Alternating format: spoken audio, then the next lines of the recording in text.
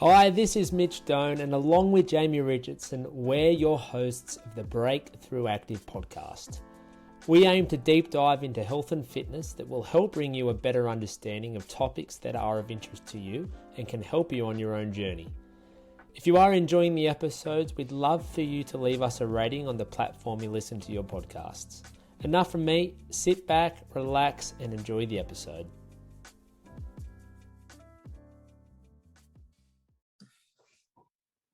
Hello and welcome to the Break-Thru Active podcast. I am here with one of our fantastic members from our Adamstown gym. We've got Kelly here, so welcome, Kelly. Thank you. Thank you for taking some time with me here today. So, purpose of these member interviews is we just like to get to know members a little bit more and share their story a little bit. So, for you, Kelly, first of all, have you always been in this area of the world in Newcastle?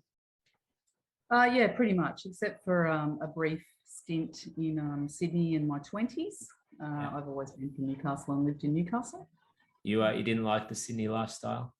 I did, but I love Newcastle as well. My family and friends are in Newcastle, so I visit Sydney quite a bit, have family down there and friends as well. But Newcastle's a pretty good place, so I'm happy living here.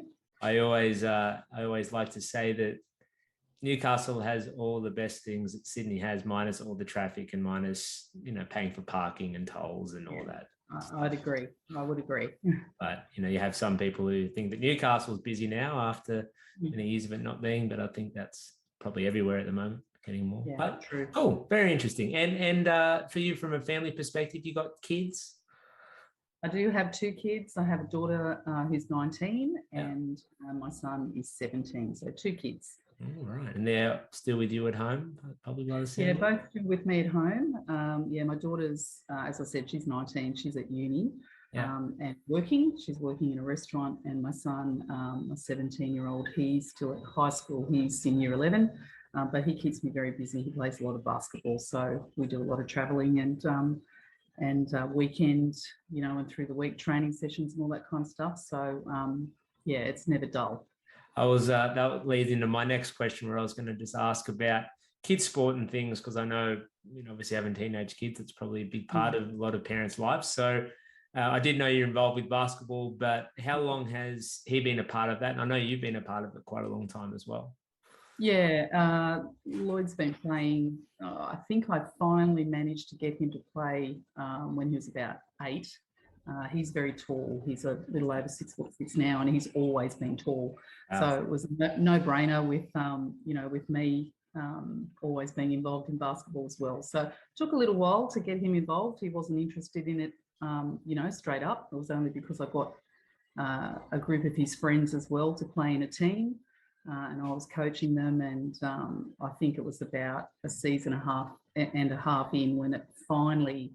He just stuck his big long arms out and intercepted the ball and kind of did it 5 times in a row, and it finally clicked that he was he could do it. So, and he hasn't looked back since. So he does it for enjoyment. He does it a lot, and it's become a bit of a habit. So, and I like being involved as well. So it's lots of fun.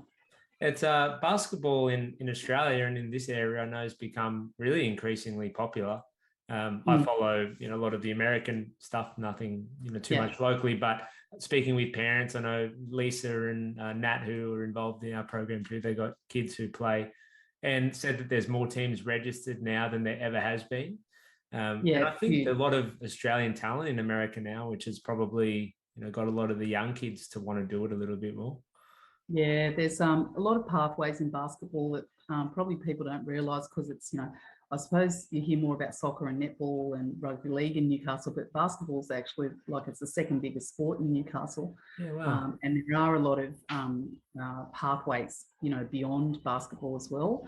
But it's also very social. So there's a lot of, networks that you become part of. And, that's been my experience since I used to play as well. So, and Lisa is someone that I, know from basketball and know her family as well. So, her husband grew up playing basketball as well. So lots of connections over a long time in basketball and in Newcastle in particular. I was chatting to Nat because I went and watched Jared play his grand final it was probably a Oh, month yeah. or two Okay. ago, which was really cool to watch him play. And they won, which was even better for him. But she said how great it is to have a kid that plays basketball. And she said for, all the reasons you just said, but also because it's regardless if it's raining outside or if it's, super hot outside. I mean, it's still probably hot in the stadium, but you're removed from the elements. And I still remember my mum and dad, when I was playing rugby league growing up, you get rain or you get windy day and they're sitting there, probably miserable having to watch me. And then I played cricket in the summer and that was like out in the 40-degree heat. So as a parent, you've led him well. You get the nice. Yeah, it's good. It's good. It's predictable like that. Yeah, exactly right. Oh, cool. And now I want to talk a little bit more about you. So you've been with us here probably the last 6 or 7 months. So I want to talk about life before that in terms of exercise. So what had you done in the past prior to meeting us? Well, as I said, like I grew up playing basketball, so played a lot of sport, like for years and years and years. So ended up with bad knees. My hips aren't great. Ankles aren't particularly good either, and the back's not too good either. So pretty good now though. But I had a lot of injuries because of playing basketball for a long time, and so really, and then I'd try and go back, and I'd injure something else, and I even went back. I'm 51 now, 52 in January, and I even went back probably about 2.5 years ago. Oh wow! And I tore my calf muscle. Which no. It's not an unusual story for me. So it was that, I haven't really been able to play because of injury for quite a while now. So really I was, then I kind of moved into running because it was less stopping and starting, and it was a changing of direction that, mucked around with my joints. But even then I still, I couldn't really do that after a while too. And I just ended up walking. And when your knees start to hurt, even from walking, because you do it every day, and just wear and tear on your knees. And I got to the point where I was thinking, what am I going to do? Like I can't, can't even walk. And the gym is something that I'd never tried before, because I'm a person who needs to be distracted when I'm exercising. If I have to focus on the fact that I'm exercising, I tend to, I don't really like that too much. Yeah. So it was, and I've coupled with that, because of my age and stuff like that, metabolism slowing down, and I was just like, oh gosh, what am I going to do? And it just so happened that your ad popped up in one of my social media feed, and I just thought, I may as well just make contact with you guys and find out about it. And to be honest, I haven't looked back. It's been great. Oh, good. Yeah. And it's a bit of a familiar story with people who have been sporty most of their life, and especially, all sports, to be honest, but netball and basketball are the two, because it is, for starters, you're on the hard surface, which is different to like a soccer or a rugby league or any sort of football. Not to say you can't hurt yourself or hurt your knees doing that, but being on the hard surface doesn't do any favors. And then just the stopping and starting and the pivoting and the jumping and all that stuff, it just doesn't, unfortunately, it doesn't lend itself to having great joints as we get on, which is a shame, because, I, like myself and a lot of people, you grow up playing sport and you love it and you wish you could do it forever. But the reality is it just gets to that stage where, unfortunately, you just can't do it anymore. And even if you do it, you might, like you did, you hurt yourself, and then you think, oh God, why did I bother doing that? But you just love it so much. And then you think, maybe I could do that. And then just, maybe not play as hard or whatever, but that doesn't work. When you get in the heat of battle, it all goes out the window. But it's not uncommon for us to sort of start our conversation relationship with people when they have got to that point where they're like, okay, unfortunately, that is the end of my sporting career, no matter how major or minor that may have been. So did you ever do any gym stuff back when you were like training with basketball? Yeah, we did do a little bit of gym stuff. It was more really, it was pre-season, you'd do some sessions and things like that, but really more for us, it was about, it was on the sand, like so you do your beach sessions and things like that. some boxing. It was that kind of stuff. That was just the preconditioning before the season started. So a little bit of gym work, but really it was something that I hadn't really done a lot of at all. So when I came in, when I did my first session, I really had no idea what it was going to look like. And I was actually pretty apprehensive. I was pretty worried about it. You know, I think it was Jamie that I spoke to on the phone, first of all. And, you know, he put me at ease, and I just thought, oh, I'll just go and have a go, you know. So, and it was great. Everyone was very welcoming. And I liked the fact that it was, you know, you could work at your level within the workout. And I still like that. You know, so, and I saw myself improving quite quickly. Probably because of that, because I didn't feel that pressure or feel like I was kind of having to compete or whatever. It was more about me, and there was a lot of positive kind of feedback and affirmation. So that really worked well for me, because I was pretty nervous about going in on the first day. Yeah, absolutely. And that's not just you, Kelly, that's just about everyone, I think, that starts. They're nervous, they're apprehensive, they're not really sure what to expect.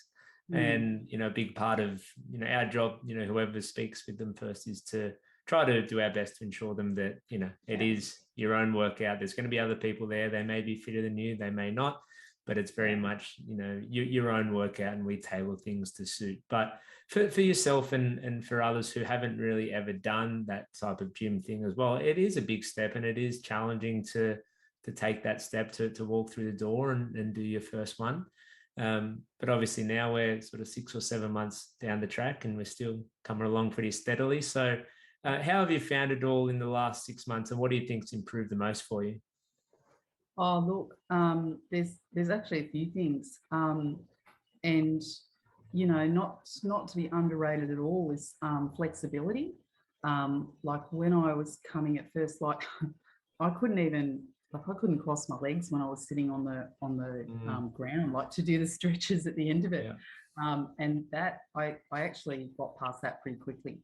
Like that was only a couple of weeks in before I was right with, you know, much more flexible. That's continued.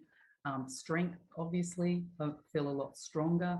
You know, I actually really enjoy doing the lifting and the strength-based stuff, which I have never even thought about before or contemplated. I actually quite enjoy that. I quite like the Thursday session, actually, for that reason. And my fitness obviously has improved greatly. Like from that first session, where I'm still not a big fan of burpees, I have to say, and that's a goal. I don't even know if I'll say it's a goal, but I will say that I'm doing a lot more than what I couldn't do it when I first started at the gym.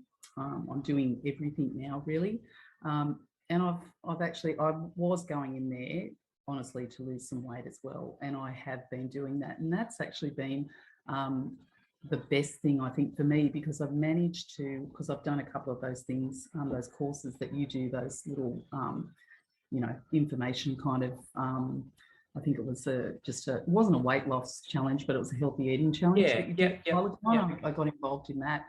That was really good for me, because one thing I've always done in the past, I've never been able to really figure out exactly where my, you know, healthy eating kind of range is. I've always swung back from one end to the other, like I'm either losing weight or putting weight on. So, you know, after doing that, that program, just finding out about what I can and can't eat, like, you know, with being able to have carbs and coming along to the gym 3 times a week, it's kind of, I don't even really need to think about it. So that's been really important for me, and really rewarding, because it's manageable, it's easy, and I don't feel quite so worried about it now. I just get on with life and just, you know, stay in my routine. And that's something that, you know, within that program that you're referring to, I would have sounded like a broken record, because I said it over and over and over again, but like you mentioned, carbohydrates, but there is so much information out there that is just blatantly wrong information that people think is correct, and carbohydrates is one of the probably most misunderstood things out there. You know, people think carbs are bad and you can't have them for dinner and they're going to make you fat and all this stuff. And it's like, well, no, like the science actually doesn't support that at all. We just need, like anything, we just need to monitor the quantity in which we have that. And like what you said, you know, combining that, you're not really having to give up too much. You're just being mindful of it a little bit more. And I think it was really important what you said too, finding what works for you and finding that set point for you. And that's where, you know, I often have people say, oh, you know, how much should I be eating a day? What should I be eating? And I say, well, I can't answer that question. I don't know. Like, everyone is very different. And that's where, you know, a lot of people said the same that did that program earlier in the year, where they were able to find what works for them. And I think the most important thing around that is something they can stick to. So I'm really, really happy that, you know, months down the track, you're still doing that and combining that with the, you know, regular training 3 times a week. It's, you know, it's obviously really working well for you. You mentioned, you know, improvements across the board, flexibility, strength, fitness, and, you know, they're kind of 3 of the core things that people are looking to improve. And then a bit of weight loss combined with the good nutrition, you're ticking all the boxes. That's great to hear. And you are one of the people who we sometimes will see first thing in the morning, first cab off the rank just about, or we'll see in the afternoon. So tell me how you kind of fit that into your day, because I know you are a busy lady.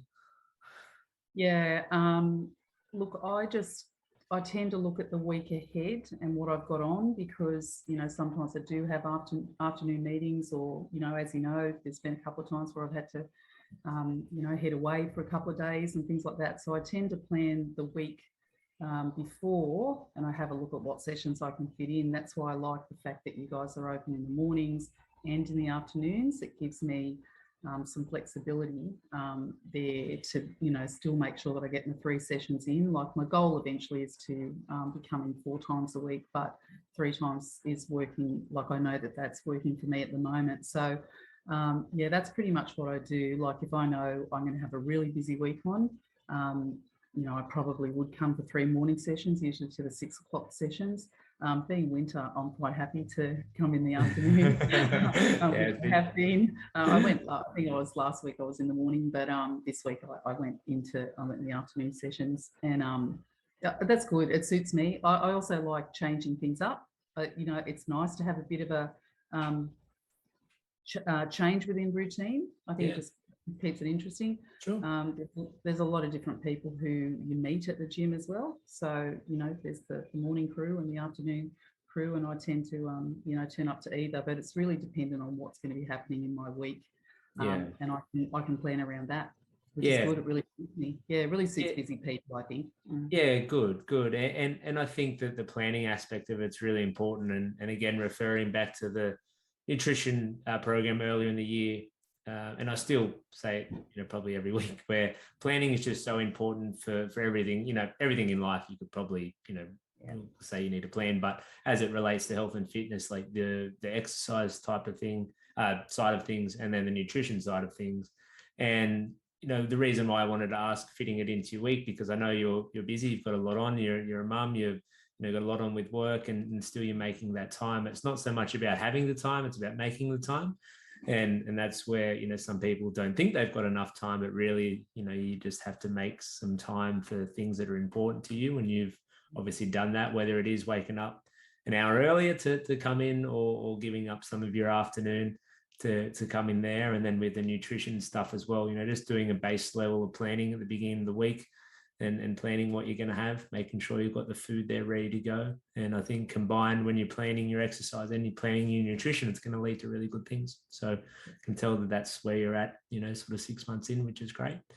And outside of the gym, I mean, you mentioned a little bit about, you know, basketball and obviously supporting your son with that, but what do you like to do for yourself outside of the gym and outside of work?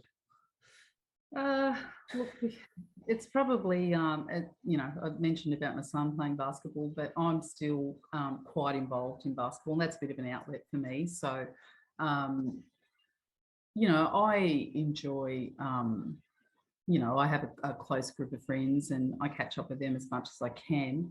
But, you know, with my job, and, you know, I'm a teacher, as you know, and, you know, that kind of takes up quite a lot of time. And that keeps me very busy.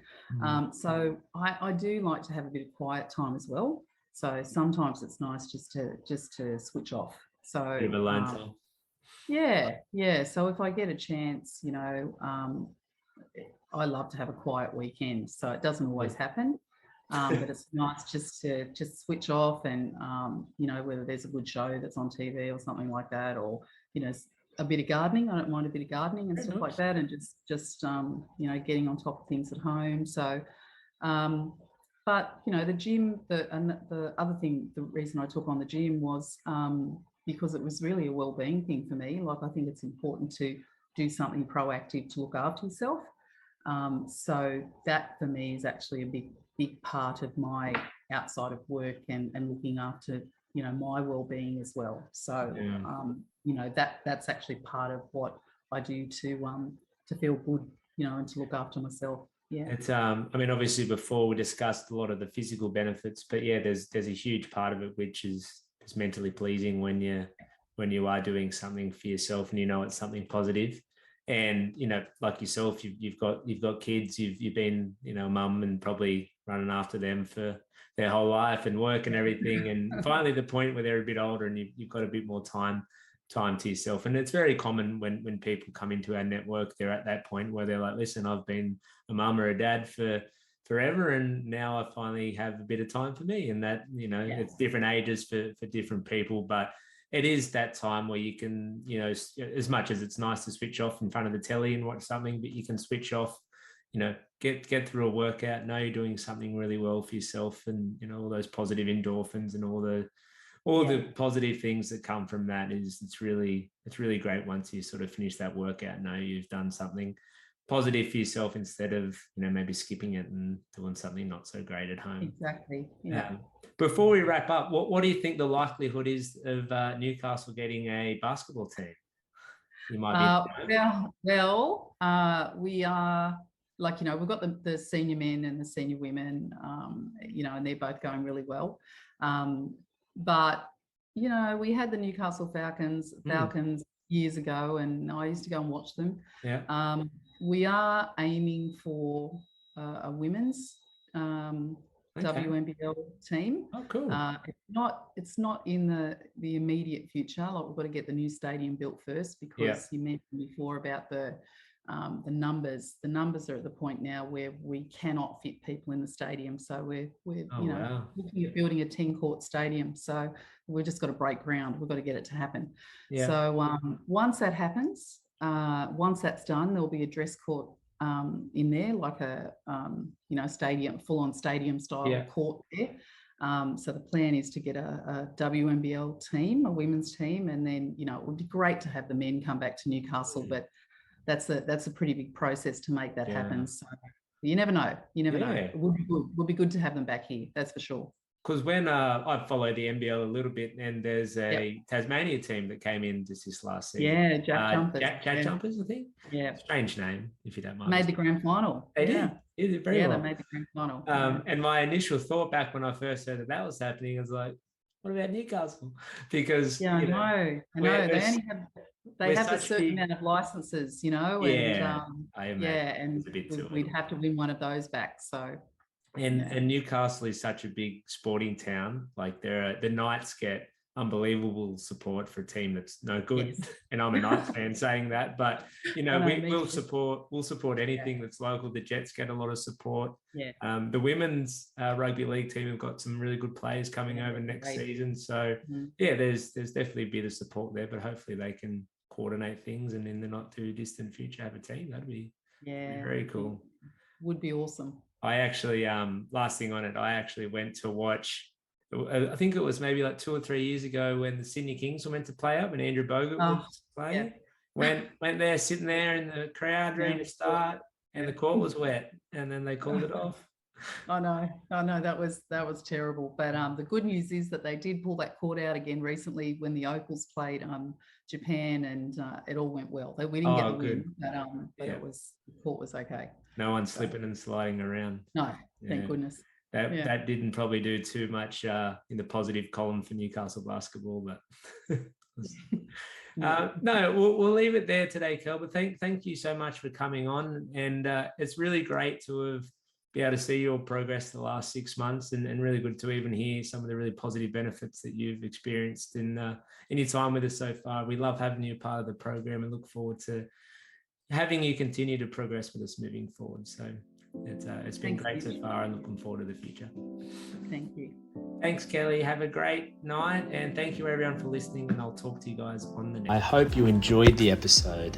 If there is a topic you'd like us to discuss that we haven't already, please make sure you reach out in Facebook Messenger, and we'll do our best to cover it in the upcoming episodes. For those of you enjoying the podcast, we'd love for you to like, subscribe, and leave us a rating. It really helps us grow and spread the good word. Hoping you're all having a great day, and we'll be sure to see you on the next one.